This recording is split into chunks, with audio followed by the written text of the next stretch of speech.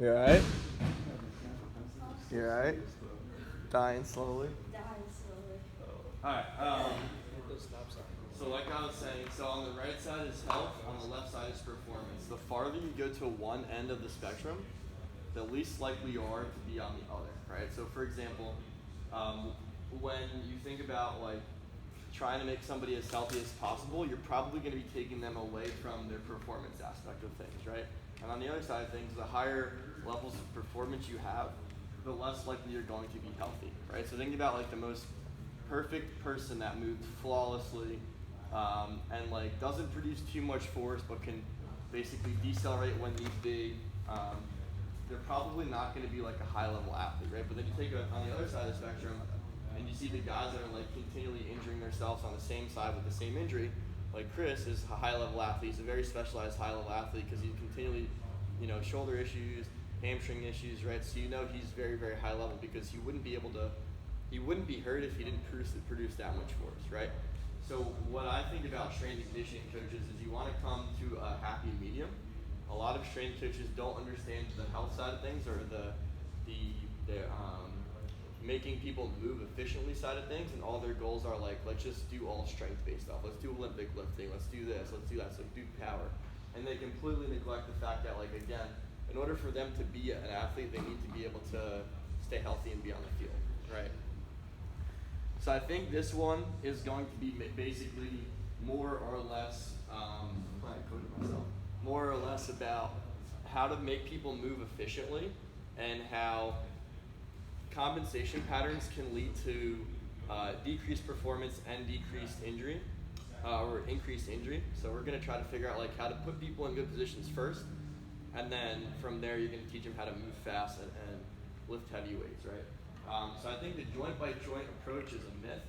I'm sure you guys have all heard that before. What we're going to go over today, everything is interconnected with the next, right? So for example, your shoulder position your shoulder is not stiff. Most likely it's a compensation from your hips not being in alignment, right? Or your rib cage position, right? So everything is a trickle-down effect. If your ribs aren't oriented the right way, your shoulder's not going to move. If your ribs aren't oriented the right way, your ankle's not going to move, right? So if you line the center of mass up, which we'll go over later, it's called the zone of apposition. We kind of talked about that before. Everything else should virtually loosen up to a sense. Like I said, everything is connected, everything is influenced by everything. Posture is talent dependent. So the only bad posture is the one that doesn't go to the opposite side, right? So for example, when I was having a conversation with one of the parents that I work with his younger son, he's like, oh, my son has a really flat thoracic spine. Is that an issue? And I said, it's an issue if he can't flex, right? So, for example, when you have a really flat thoracic spine, we'll go over this, your rib cage and your scapula, they basically sit on top of each other, right? So they're both rounded. So if your rib cage is really flat, your scapula is not going to sit perfectly on it. And then the other side of things, if your rib cage is really rounded and you need to get your arm overhead, that's going to be problematic because I'm not going to be able to extend my upper back to posteriorly tilt my shoulder blade to get my arm up, right? So I need to be able to extend in this position and then flex in this position. So the only bad position is the one you can't get in. So somebody like myself, I'm very, very round. My head is forward. So I always had trouble getting up. I could get out front really well, but I could never get my arm up. So I'd always throw like this, right? Where somebody who's super flat spine is going to be the opposite. They're going to be able to get their arm up actually probably farther and throughout and like kind of rotate as much as they can, but they're probably going to have problems getting out and around because of the position of your shoulder blade on the rib cage, right? So like I said, the only posture that's bad is the one that isn't changing for the task. When somebody's stuck in these positions because their homeostasis is what it is, that's an issue. But if they can move based off the task, they can change the way that they view the environment based off of what they're doing, they'll be fine, right? So our goal is to get them, in order for them to move efficiently and produce force efficiently, they have to be able to do whatever they need to do for whatever the task is, right? So you take a look at, if we don't put people in the right positions and like learn about their postures, learn about breathing, learn about rib cage, learn about infrasternal angle, learn about what positions you're going with a squat arc, and we just teach them how to produce a ton of force, we're going to get them injured because they're not going to be able to produce a force efficiently for whatever the task is. All right, so what is posture? So it's correct alignment of the body part supported by the right amounts of muscular tension. So what all of the courses that I'm taking is saying right now is the majority of the time it's going to be a neurological issue, and if you reset their neurological system, there basically should be no tension, right? So for example, if I go and I can't externally rotate my shoulder, there's a good chance I have tension in the back of my shoulder, right? If I breathe into my upper back and it allows my brain to just realize that the specific pattern is not a threat, I should theoretically gain more ER, right? You kind of see that with a lot of the breathing stuff we do. If somebody's hips are stiff, we do a bunch of breathing exercises where we teach them how to posteriorly tilt with their hamstrings, they loosen up, right? It becomes less of a neurological threat. From there, you have to train it. So if the stress from weightlifting is not too high, and it's a gradual process, over time, they'll be able to own that position a lot longer, and the threat would be less of a threat, right? So it's just, this is like basic psychology. What happens when, does anybody have any psychology background here? No? All right, so I minored in psychology, which I think is super valuable because it's all related. But what happens like when you have a traumatic like issue, right? Do you just go right back into it and you say, all right, I'm good? Or do you have to slowly on-ramp yourself so you can get to the point where you're basically completely fine with it, right? It's like somebody's afraid of spiders. It was a research article back in the day where somebody was afraid of spiders, so instead of just throwing them into a room with spiders, they'd slowly show spiders to them, right? They'd show them a picture, they'd be fine. Then they'd show them a picture of 2 spiders, they'd be fine. Then they'd introduce them to a spider from a distance, they'd be fine. Then they'd introduce them to a spider closer, right? So you can just see how this like gradual progression of stress, and then they overcome it, like, oh, it's just a spider, right? That's the same thing with weightlifting. So in order for me to get something accomplished, I have to slowly on-ramp whatever the task is, and then from there, over time, the more progressive it gets, the more complex it gets, the more challenging it gets, the more likely they're able to own it in more of a complex situation, which would be very dynamic like throwing, right? So the main function of your body is not to move, but to stabilize first, right? In order to move efficiently, you have to be in stable positions. Movement is secondary to stability, again, so tension could be neurological, and it's also related to stress, right? So majority of the time, the neurological components of things cause stress. Then poor muscular tension strategies equals poor alignment, which equals mechanical inefficient movements of the joint, right? So again, like I said, rib cage flares up, shoulders go down, right? Shoulder blade doesn't upwardly rotate. It's not my shoulder blade doesn't upwardly rotate the right way because my shoulder's tight, it's because my rib cage is out of position, right? So if I have really, really stiff back muscles, I can't get overhead, it's probably because I have poor alignment, right? And the alignment comes from your rib cage and your pelvis. They need to be interconnected. All right, respiration. I'm actually just going to show you this one. So respiration movements of the ribs, right? So your top ribs, they're like a pump handle. They go up and down, right? Your bottom ribs, they're more of a, so those, the top ribs are sagittal plane. The bottom ribs are, hey, I think it's actually on my desk. Yeah. The bottom ribs are more of a transverse like movement, right? So they expand laterally and rotationally, right?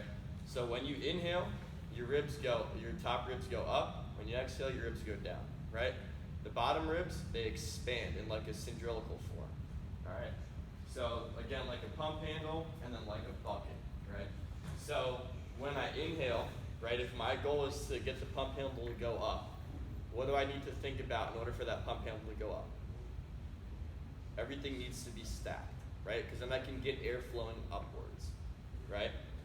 Now when I exhale, I want them to go down, so they still need to go down, right? So when I inhale on the bottom ribs, they want to expand.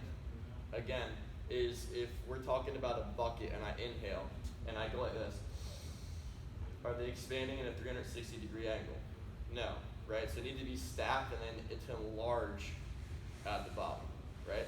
So if my ribs aren't down and back, I can't expand backwards, right? I can expand forwards, but that's also driving me forward, right? I want to keep everything stacked and then expand this way and then expand that way. So the way that I think about it is you have a can of soup. You put a balloon in a can of soup and you blow up the balloon in a can of soup. Is the balloon going to just stop trying to expand in a specific direction, or is it going to try to expand all directions? Now think about that can of soup being bent. right, or dented. If the can of soup is dented from the back, where is air going to go? The front, right? Vice versa, if the can is bent in the front, air is going to go in the back, right? So this is basically like human postures as well. All right, sorry, I didn't realize I cut that off. All right, so zone of apposition, this is what I was just talking about before, right? So this is the canister right here, right?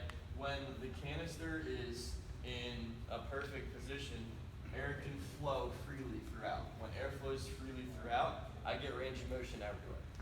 As the ribs flare up, the pelvis dips forward, that zone of apposition becomes more awkward, right? And, well, that's not even awkward, the word is just less optimal. And then from there, my shoulder blades are gonna drop, my pelvis is gonna dip forward, right? So you can see how, not muscular tension, but more or less breathing, because poor breathing is gonna cause muscular tension issues, right? So like, in all reality, you have tight hip flexors. You don't actually have tight hip flexors, you have a poor breathing pattern, which is causing you to have tight hip flexors. So you can't stretch your hip flexors. You have to basically reset the rib cage, which will, in theory, put the hip flexors in a lengthened position, right? Does that make sense? Kind of? All right, well, you'll see.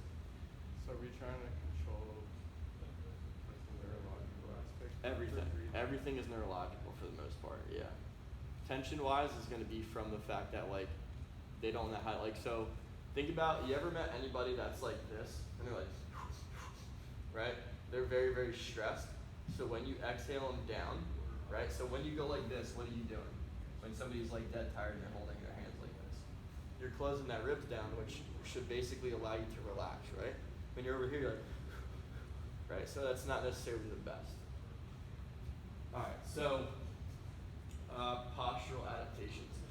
Neuroreflexivity, balancing, triplanar movements, and anatomical relationships. So again, your nervous system is going to control mostly everything. Adjacent segments move in opposite directions. And we'll go over what that means, but basically, like I said, everything is relative. So you have a theory that everything moves forward and everything moves backwards. So the pelvis moves forward, anterior pelvis moves backwards, but that's not necessarily 100% true when it comes to movement, because nothing is actually sagittal plane. So relatively speaking, the more one side of the pelvis goes forward, the opposite guy is going to go backwards, right? So it's the same thing with my shoulders, right? So it's when I walk. If my left leg's in front, my right leg's back, my right shoulder is going to be forward, my left leg's back, because that's just how I walk. Everything is relative to the opposite side. Again, posture is task dependent. And then if you only know one thing and you overuse it, that's where you become injured. And that's where you find compensation and movement patterns, right? So again, we talk about that zone of apposition is extremely important. It's the position between the bottom of your rib cage and the top of your pelvis. If they're always lined up, everything would make a ton more sense, right? So for example, when we take a look at our eval, and I see a kid doing a lunge like this, why is that bad? Right? Zone of apposition's outward, lower back's compressed, pelvis is driven forward, knees are driven forward, right? What do I need to think about here? Hey, just keep everything stacked. Right, so that zone of apposition allows me to feel my hamstring and my ab up there. I can feel my glute a little bit more.